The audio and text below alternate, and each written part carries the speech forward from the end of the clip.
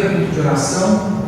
Temos também a nossa escola dominical às 9 da manhã e o culto noturno, começando às 19 horas. Vamos orar ao nosso Deus, vamos suplicar a graça em oração. Senhor, obrigado por esse dia, Senhor. Como é maravilhoso estar em comunhão com o Senhor e com os irmãos. Nós somos uma grande família em Cristo Jesus. Pertencemos ao mesmo Deus. Todos nós somos unidos ao Senhor Jesus Cristo. E é por isso que nós nos chamamos irmãos. Nós rendemos graças ao Senhor, porque se hoje somos salvos e pertencemos a essa família espiritual, é por conta do sangue do Senhor Jesus Cristo. Deus, te agradecemos por estarmos juntos, pela comunhão, pelo perdão dos nossos pecados, pela presença do Espírito Santo em nosso coração, pelo privilégio de entoar canções, hinos ao teu santo nome. Te pedimos que nessa manhã, Senhor, tu abençoes enquanto lemos a tua palavra, enquanto avaliamos, nós suplicamos a direção do teu Santo Espírito, que o Senhor, por meio dele, nos dirija, nos ensine, nos admoeste, nos alimente, de tal maneira, Senhor, que cresçamos na graça, cresçamos em santidade, e também que o teu nome seja glorificado, adorado, por conta da exposição da tua palavra. Me guia, Senhor, nesse momento. Eu suplico o poder do Espírito Santo para comunicar a tua palavra de modo eficaz. Também o mesmo Espírito, atuando no coração da tua igreja como um bom solo, pronto a receber a santa semente, a santa palavra, produzindo frutos para o teu louvor. É a nossa oração no nome de Jesus. Amém. Está pronto aí o microfone? Vocês vão dar licença para trocar o microfone só um pouco, viu que depois que eu comecei a pegar esse microfone na mão, aí você começa a ficar meio que dependente dessas tecnologias.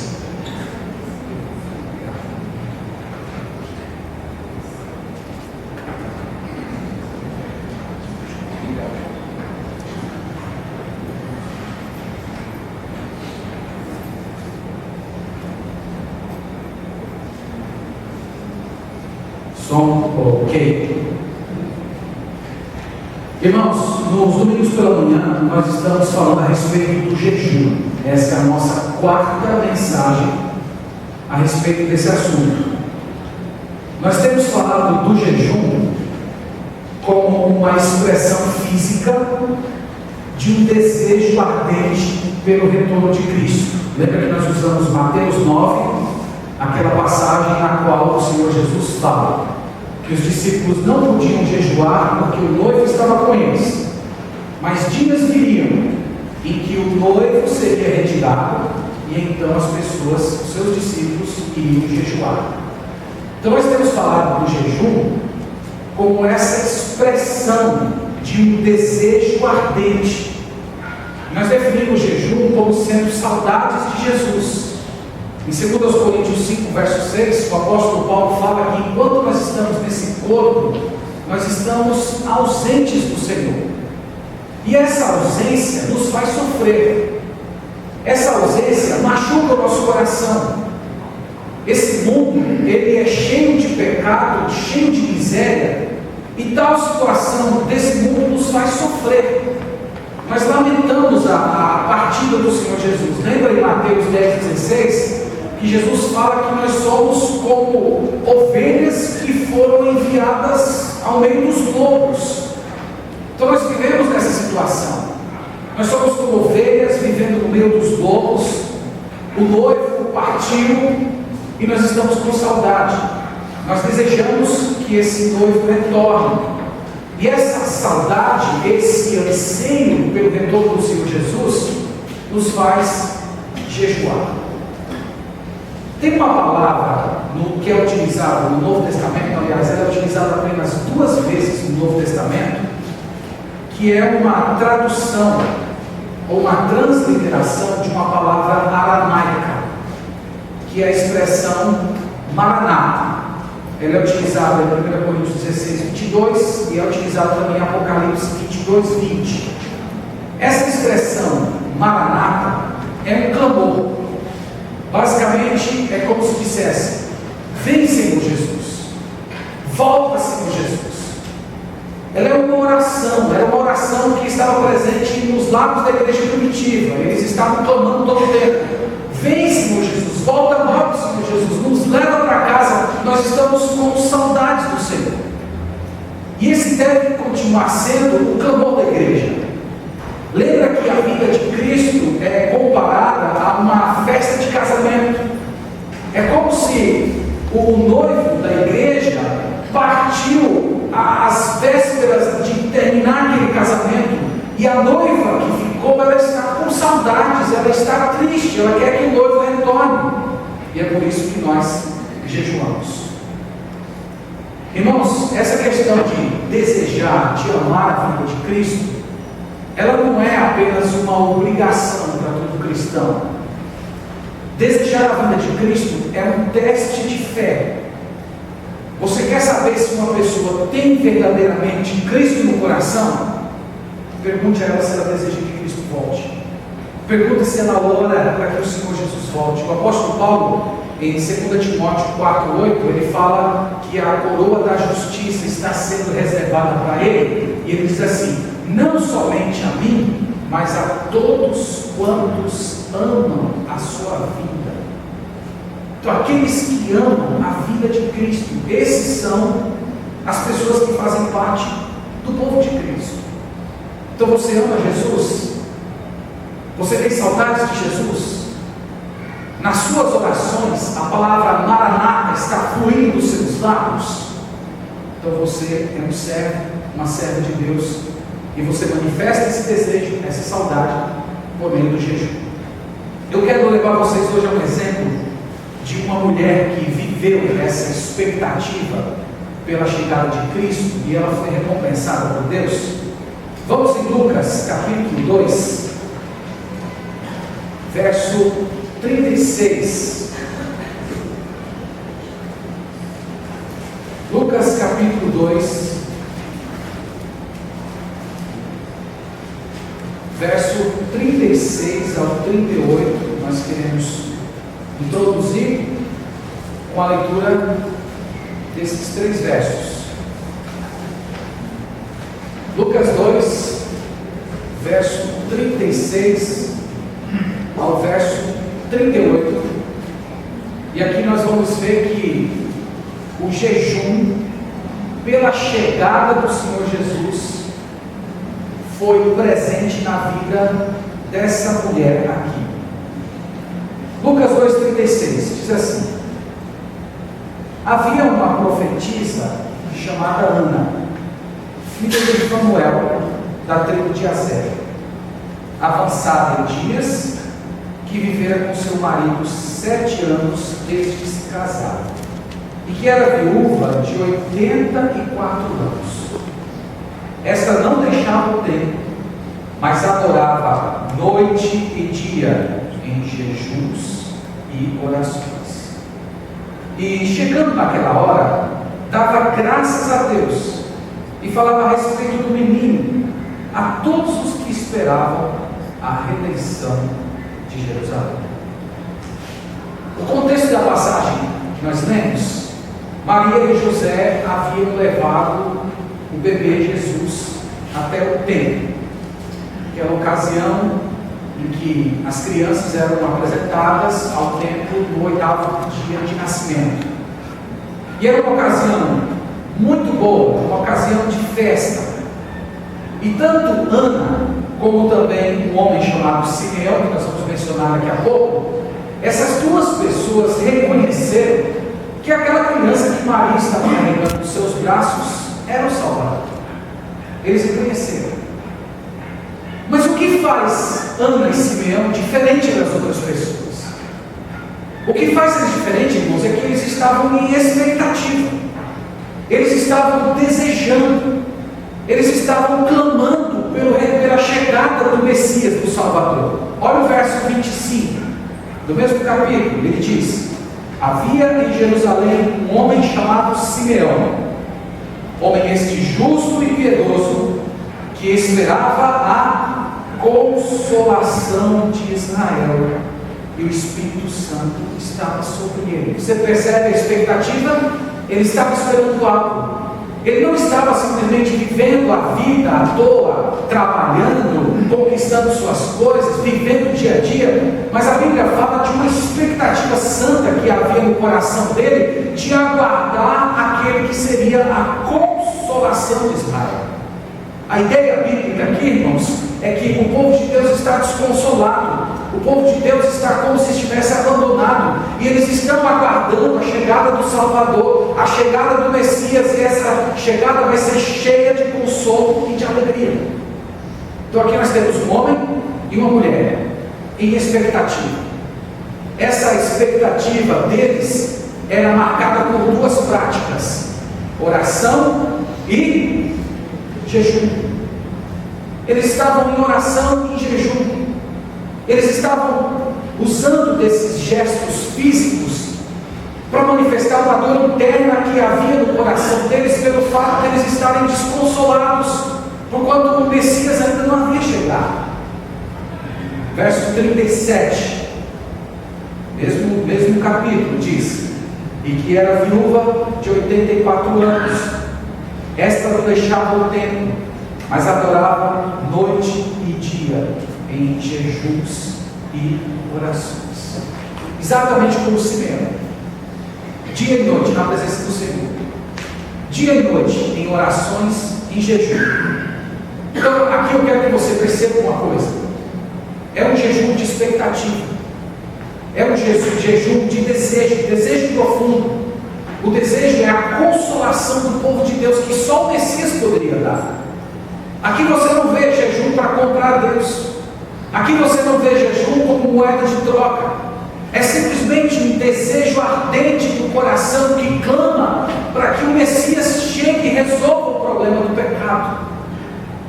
A minha pergunta para você é: Ana foi recompensada? Ela foi recompensada com seu jejum? Se a gente somar aqui, vai dar aproximadamente 60 anos de oração. Você pode imaginar isso? Aproximadamente 60 anos de clamor, 60 anos de intercessão, 60 anos de jejum. Irmãos, essa mulher, ela ansiava pela chegada do Messias e Deus a recompensou por isso. Ela tinha uma expectativa santa e Deus foi ao encontro dela e concedeu aquilo que era o desejo do coração dela.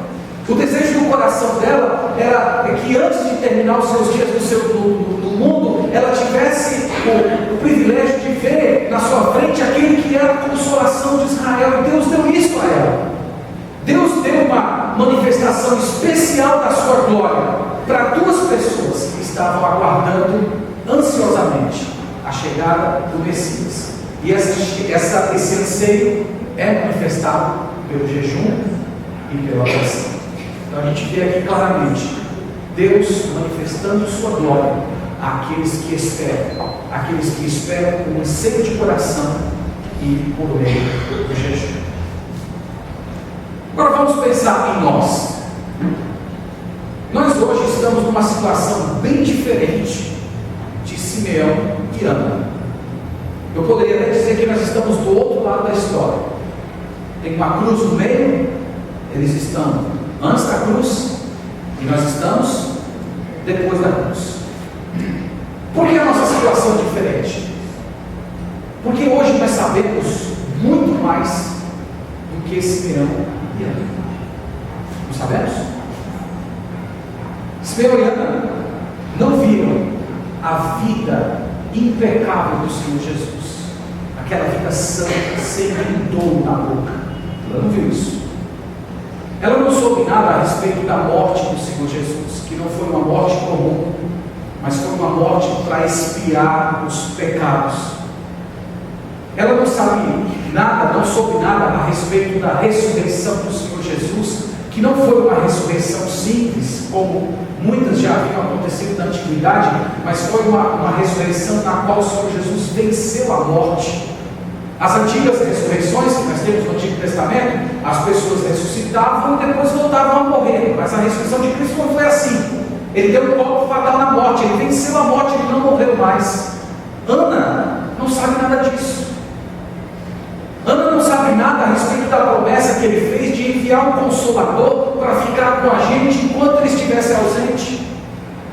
Ana nada sabe sobre o ministério de intercessão. 1 João capítulo 2, versículo 1, dizendo que Cristo está ao lado do Pai como nosso advogado, orando por nós. Ela nada sabe disso. Ela não sabe da promessa que ele fez. João 14, 3. Ele diz: e quando eu for e vos preparar lugar, eu voltarei, receberei vocês, para que onde eu esteja, estejais vós também. Ana nada sabe disso. Se você for pensar, todas as expectativas de Simeão e Ana, elas eram baseadas em promessas do Antigo Testamento. Só promessas. Ela leu Gênesis 3,15, que falava do descendente que pisaria a cabeça da serpente. Ela creu. Ela leu em Isaías 9, versículo 6, de que um menino iria nascer, e que esse menino é Pai da eternidade, Deus forte, príncipe da paz. Ela creu nisso, que da virgem viria aquele que seria a consolação dos altos. Ela creu nisso, mas irmãos, nós somos diferentes. Nós sabemos de tudo, nós conhecemos a história, nós vemos os cumprimentos. Então, se nós conhecemos hoje esse Jesus de uma forma muito mais profunda, de uma forma muito mais completa do que esse casal, por que nós não temos essa mesma expectativa? Por que nós não manifestamos, através da nossa oração e do nosso jejum, esse desejo ardente que ele volte? Vocês lembram que em Mateus 9, a vida de Jesus é tratada como uma festa de casamento, mas ela foi uma festa de casamento interrompida. O noivo foi tirado. Você consegue imaginar isso? Chega o dia do casamento, a noiva está lá toda bela, mas de repente aconteceu uma coisa horrível, que o noivo precisou fazer uma viagem e aquela noiva fica desconsolada. Ela fica desejando que o noivo volte logo, ela quer se casar com ele. É assim que a Bíblia coloca a situação da igreja hoje, o nosso coração. Nosso coração deveria clamar para que Jesus viesse logo. Então nós conhecemos mais, nós sabemos mais a respeito de Jesus. Nós vimos a sua vida santa, a obra que ele fez na cruz, a sua ressurreição, o seu ministério de intercessão. O nosso coração precisa clamar mais do que o dela. Nós precisamos desejar o retorno do Senhor muito mais do que ela. E esse desejo, esse anseio, já temos falado, uma das manifestações dele é através do jejum. Então você ama Jesus? Você tem saudade de Jesus? Você gostaria que Jesus voltasse logo? O seu coração clama pela chegada dele? Então você vai orar mais. Você vai manifestar isso através do jejum. O jejum cristão, se eu posso dizer assim, ele é um clamor pelo retorno do rei. Assim como Simeão e Ana, nós estamos aguardando a nossa consolação, irmãos. Lembra que Jesus falou que nós somos como ovelhas no meio dos lobos? Nós estamos vivendo uma situação tensa, que nós temos um inimigo que é como um leão para nos destruir, e só Jesus é que pode nos consolar, e nós reconhecemos que a felicidade absoluta só teremos quando ele chegar. É lá que nós vamos ter a nossa salvação consumada. É lá que nós vamos ter os nossos corpos glorificados, que não vamos mais estar sujeitos a esse mundo. E quando esse apetite surge dentro do nosso coração, e ele cresce, ele acaba roubando apetites menores, como comer, como dormir, como se entreter. Esse desejo pelo retorno de Cristo é tão grande que ele acaba roubando os desejos menores. E é aqui que nós temos o jejum cristão. Então eu volto a dizer, eu tenho reiterado isso muitas vezes. O jejum cristão não é moeda de troca. O jejum cristão é saudades de Jesus. O jejum cristão é um forte desejo que você clama, que surge no seu coração por você estar desconsolado com a partida do noivo. E esse desejo rouba sua fome. Pode roubar algumas horas do seu sono, pode roubar algumas horas do seu entretenimento, e você deseja isso com tanta força, que você ora e você jejua. Irmãos, essa era a expectativa da igreja primitiva. A igreja primitiva vivia na iminência da chegada de Cristo. Olhe comigo, Lucas capítulo 12.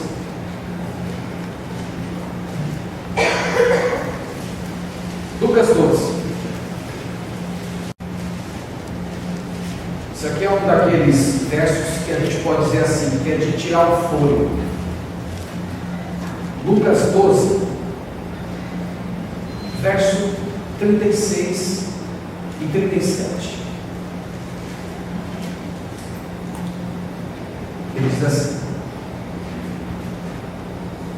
sede vós semelhantes a homens que esperam pelo seu Senhor ao voltar ele das festas de casamento, para que quando vier e bater a porta, logo lhe abram. Bem-aventurados aqueles servos a quem o Senhor, quando vier, os encontre vigilantes. Em verdade vos afirmo que ele há de cingir-se e dar-lhes lugar à mesa, e aproximando-se, os servirá. Isso aqui, irmãos, é uma bela declaração. É uma daquelas declarações que é de dar o fôlego quando a gente pensa nelas. Primeiro, ele está falando da volta de Cristo como sendo iminente. Ele nos chama a vigiar. A ideia é que nós não podemos viver nesse mundo sem pensar que Cristo pode voltar hoje. Essa é a ideia de iminência. É que é até perigoso você fazer planos a longo prazo, porque Cristo pode voltar e interromper seus planos. Mas mais do que isso, ele está falando o seguinte: aquele que nós estamos esperando, que um dia vai vir julgar as nações, ele vai nos servir na ocasião da segunda vinda. Não é isso que ele diz no final do verso 37? E aproximando-se, os servirá. Você lembra de João 13? Jesus servindo seus discípulos, Jesus se comportando como se fosse um escravo, pegando água, lavando os pés dos seus discípulos. Vocês lembram dessa passagem? Coloque-se ali. Imagine que é você naquele local. A ideia é que é muito parecida. No dia em que Cristo estiver voltando, na ocasião da sua vinda, que a Bíblia diz que vai ser uma ocasião de terror para aqueles que não se converteram, naquela ocasião Cristo vai vir olhar para você com um sorriso, vai colocar você na mesa e Ele vai servir você como se você fosse o Senhor e Ele fosse o servo. Você consegue imaginar que glória é isso? Que grandeza! Aquele que é o autoexistente, que é o sustentador do universo, aquele que a Bíblia diz que não é servido por mãos humanas, Ele tratando você como se você fosse Senhor dele, servindo você. E Ele diz: bem-aventurados, olha aqui, felizes. Irmãos, como nós vamos ser felizes naquele dia? Como nós vamos ser felizes naquele dia que Jesus Cristo voltar? Como nós vamos ser felizes naquele dia que nós encontrarmos com aquele que vai consolar o nosso coração? Então, os nossos irmãos, eles viviam nessa iminência, eles pensavam nisso, e quando eles tratavam a vida do Senhor Jesus como iminente, como algo que tivesse de acontecer logo, quando eles viam tudo que estava sendo reservado para eles no céu, isso mudava a forma como eles encaravam a vida. E Pedro vai dizer que qualquer tipo de sofrimento que você venha a padecer nesse mundo, seja lá qual for, ele é muito pequeno quando comparado com a glória que Deus tem reservado para você. Então, quando a gente pensa na vida de Jesus, isso muda a nossa forma de ver a vida. Os seus valores são alterados. Você começa a encarar o sofrimento de outra maneira. Mas há outro resultado de ansiar pela vida de Cristo, é que os nossos irmãos, eles viviam como se fossem exilados, expatriados, como se eles não tivessem terra, como se eles não tivessem uma identidade aqui nesse mundo. Aqui eu quero levar vocês a 3 passagens. A primeira de Pedro, capítulo 2. Vamos todos juntos lá. Quero muito que você me acompanhe nessas passagens. 1 Pedro, capítulo 2.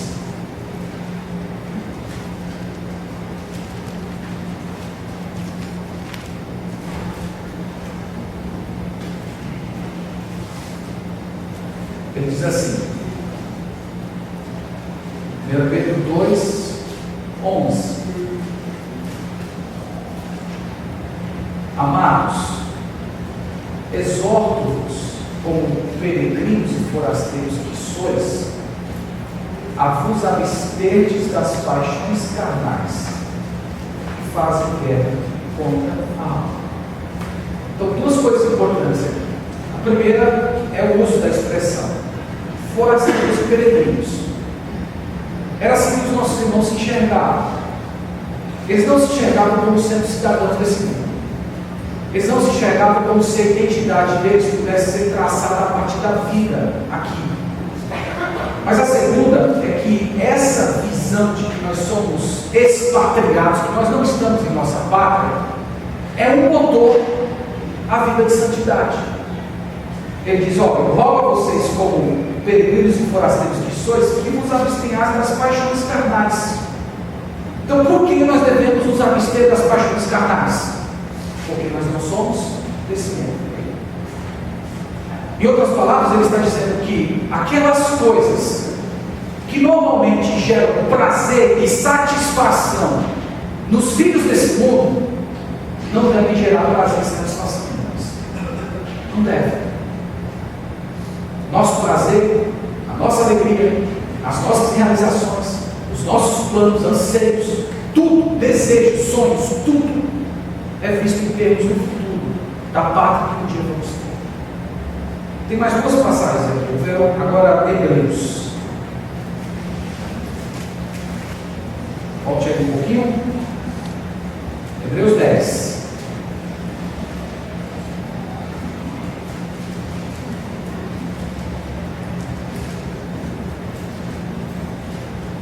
Hebreus 10, verso 32 a 34. Aqui eu quero que você perceba a situação difícil que eles estavam enfrentando, as pessoas às quais o autor escreveu.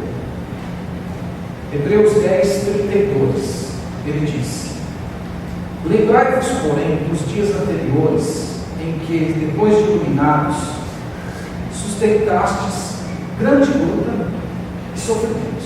Então ele está dizendo basicamente, olha, depois da conversão, vocês foram submetidos a uma grande dose de dor e sofrimento. Verso 33.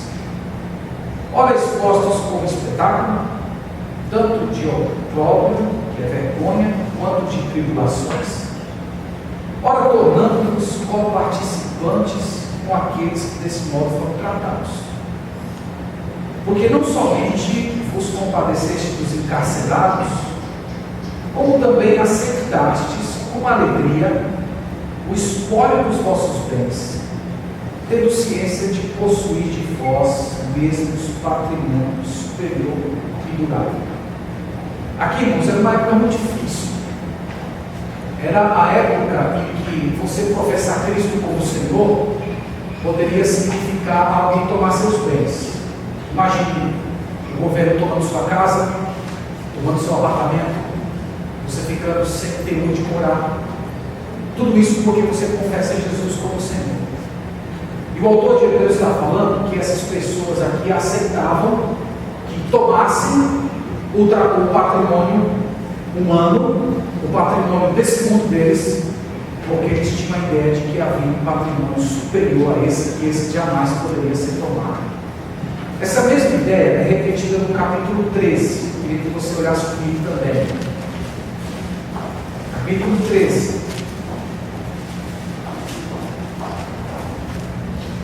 Por que? A pergunta deve ser: por que os cristãos aceitavam que o patrimônio deles fossem tomados?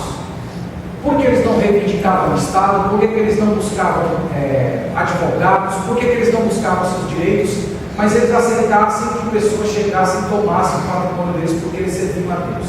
Hebreus 13, 14 responde: na verdade, não temos aqui cidade permanente, mas buscamos a que há de vir. Aqui, irmãos, explica por que os nossos irmãos viveram como viveram. Por que eles aceitaram o sofrimento? Por que eles aceitaram ser tomados dos seus bens? Porque eles olhavam para tudo isso e diziam: esse patrimônio aqui não é meu. Essa cidade que eu moro aqui não é minha. Vocês podem me expulsar da minha cidade porque eu sigo a Jesus, porque a minha cidade final não é essa mesmo. Eu sou um forasteiro aqui.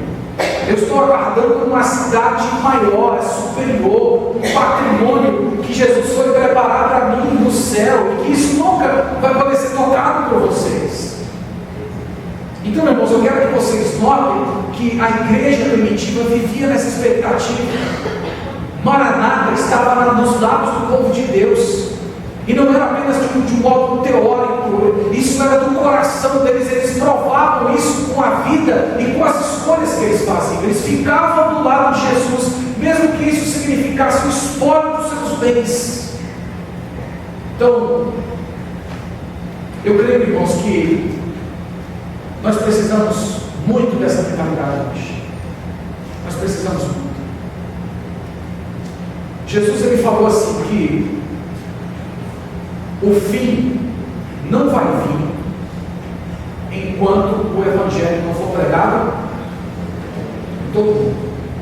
Aqui eu quero te chamar a atenção para isso. O jejum que a Bíblia fala, ele não é apenas um jejum passivo.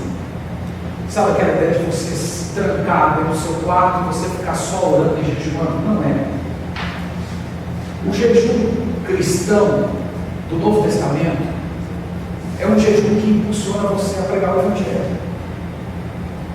Porque Jesus, ele não chama a gente apenas a esperar o reino, ele chama a gente a apressar o reino. Isso está lá em 2 Pedro 3,12. Você apressa o reino. E como é que a gente apressa o reino, de acordo com a história? Pregando o Evangelho. Nós sabemos que a Bíblia está clara, o Senhor Jesus falou que o fim não vai vir enquanto o Evangelho não chegar em todas as nações. E nós apressamos a vida do Senhor à medida em que nós nos lançamos a tornar o nome de Cristo conhecido às nações, pregando nós mesmos e também enviando outras pessoas. Eu vou pregar uma mensagem só nesse versículo a respeito do jejum e a evangelização, mas eu vou só adiantar para vocês uma ideia que nós temos aqui. Vá comigo em Atos 13. Atos 13.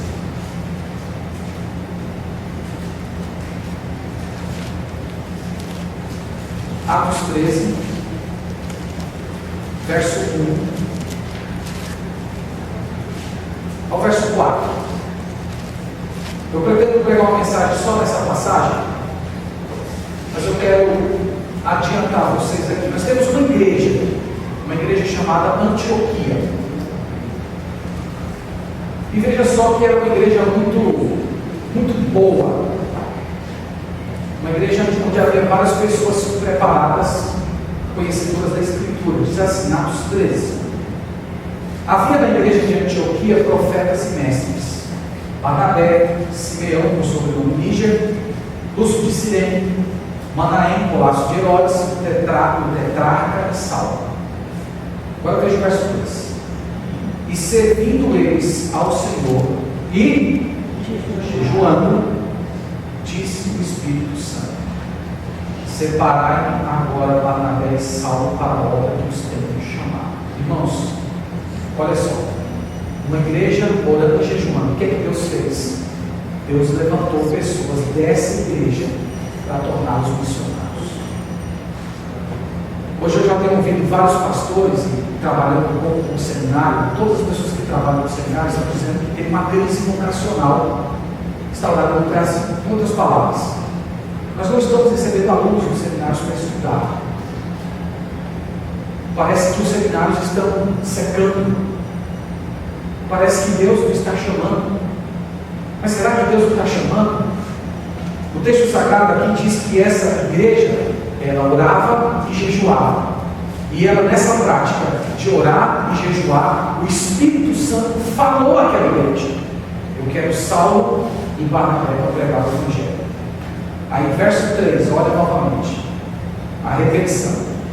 Então, jejuando e orando, e impondo sobre eles as mãos, os despediu. Aí, verso 4, enviados, pois, por quem? O Espírito Santo, desceram a Seleucia e dali navegaram para a China. E o restante da história você conhece. Paulo vai fazer 3 grandes viagens missionárias. Ele vai evangelizar praticamente o mundo daquela época. Nações inteiras, povos pagãos, mergulhados no pecado, foram abençoados, porque um dia a igreja de Antioquia resolveu dobrar os seus joelhos e jejuar para que Deus levantasse obreiros para pregar o Evangelho em todas as nações. Será que aqui, irmãos, não está a explicação para o fato de que hoje nós não temos visto pessoas consagrando sua vida ao Senhor? Nós não temos visto jovens consagrando a vida ao trabalho missionário, consagrando a vida à santa obra ministerial. Será que isso é porque nós não estamos jejuando, nós não estamos orando, nós não estamos apressando a chegada do Senhor? O que eu estou tentando mostrar para vocês aqui é que o jejum cristão, ele não é uma coisa passiva, ele é ativa. Quando nós entendemos e temos essa paixão pela chegada de Cristo, isso vai nos mover a clamar, mas vai também nos mover a servir. Nós vamos falar de Cristo, nós vamos pregar o Evangelho para os nossos vizinhos, para as pessoas ao nosso redor, nós vamos orar por missões, nós vamos sustentar missionários para que o Evangelho chegue logo nas outras nações e Jesus volte, porque nós estamos cansados desse mundo. É disso que nós estamos precisando, irmãos. É disso que nós estamos necessitando, clamar e jejuar, para que o Senhor, então, levante pessoas, espalhe o Evangelho, e Ele volte para nos levar para casa. Eu quero concluir com algumas lições finais, e nós vamos orar ao Senhor em seguida. Primeira delas, Deus dá uma visão especial das glórias de Cristo para todos aqueles que esperam nele. Foi o caso de Simeão e Ana. Eles estavam esperando, desejando, ansiando pelo retorno de Cristo. O que Deus fez? Deus realizou o desejo deles. Irmãos, Deus concedeu o desejo deles, Deus se manifestou a eles. Nós aprendemos aqui, irmãos, que Deus ele se manifesta de modo especial a todos aqueles que esperam nele. Jeremias 29:13 diz: buscar-me-eis e achareis quando buscardes de todo o vosso coração. Então você, nessa manhã, você quer ter uma percepção diferente de Cristo? Você quer perceber o Senhor Jesus como você nunca notou? Você quer perceber algo das belezas de Cristo? Você quer ver manifestações da glória de Cristo? Você quer ter comunhão com Ele profunda, real? Você está se sentindo espiritualmente frio, desanimado, sem crescer? Comece a orar, comece a jejuar, peça para que Deus mude o seu coração, clame por isso, clame para que Ele tome o seu coração com esse desejo absoluto pela manifestação da glória dele. E você vai ter essa experiência. Ele vai se manifestar a você. Segunda lição: o jejum cristão te coloca diante de uma pergunta: esse mundo é suficiente para você? Você está satisfeito com essa vida? Você só tem planejado a sua vida para esse mundo? Será que você está vivendo como o povo de Israel, que estava no caminho da terra prometida, mas estava querendo estar com sua vida lá no Egito? Uma coisa que nós aprendemos sobre o jejum cristão, irmãos, é que ninguém jejua quando está satisfeito. Quando você está satisfeito, está tudo bem, você não jejua. Você só jejua quando você está insatisfeito. Se você está insatisfeito com esse mundo, se você está insatisfeito por estar vivendo num mundo cercado de pecado, se você está insatisfeito com os rumos que essa nação tem tomado, você vai dobrar o seu joelho no chão e vai clamar: vem, Senhor Jesus, Maranata, volta logo, Senhor Jesus, me leva para casa, eu estou cansado desse mundo, eu quero estar com o Senhor. A ausência do Senhor Jesus nesse momento, ela machuca demais o nosso coração e faz com que nós estejamos insatisfeitos com esse mundo. Então é o seu caso? Esse mundo é bom demais para você? Você está satisfeito com tudo que você tem aqui? Então, se você está nessa situação, comece a pedir a Deus que te dê um novo coração, que Ele faça você enxergar esse mundo do mesmo jeito que Deus enxerga. Se você enxergar esse mundo com os olhos de Deus, você vai começar a clamar com ímpeto para que Ele venha logo. Você vai começar a orar por missões, você vai começar você mesmo pregando o Evangelho. Nós vamos ter agora uma oportunidade singular de apressar a vida de Cristo. Copa do Mundo. Quantas nações nós vamos ter aqui em Salvador durante a Copa do Mundo? É possível que você tenha a oportunidade de falar de Jesus para alguém que nunca nem ouviu que existe uma pessoa nesse mundo que foi chamada de Jesus. E é por isso que nós vamos organizar aqui na nossa igreja um programa especial só para evangelismo durante a Copa do Mundo. Eu já estou convocando todos vocês a participar. Nós vamos dar informações depois. Mas o ponto aqui: se você é alguém satisfeito com esse mundo, você vai se ver como um exilado. Você não está em casa. Bom é estar com Cristo. Bom é morar nas mansões celestiais. Bom é aguardar aquele dia que Cristo vai nos levar para Ele. Então o jejum cristão te coloca diante dessa pergunta: você está satisfeito com esse mundo? Você está feliz? É suficiente para você tudo que você tem aqui?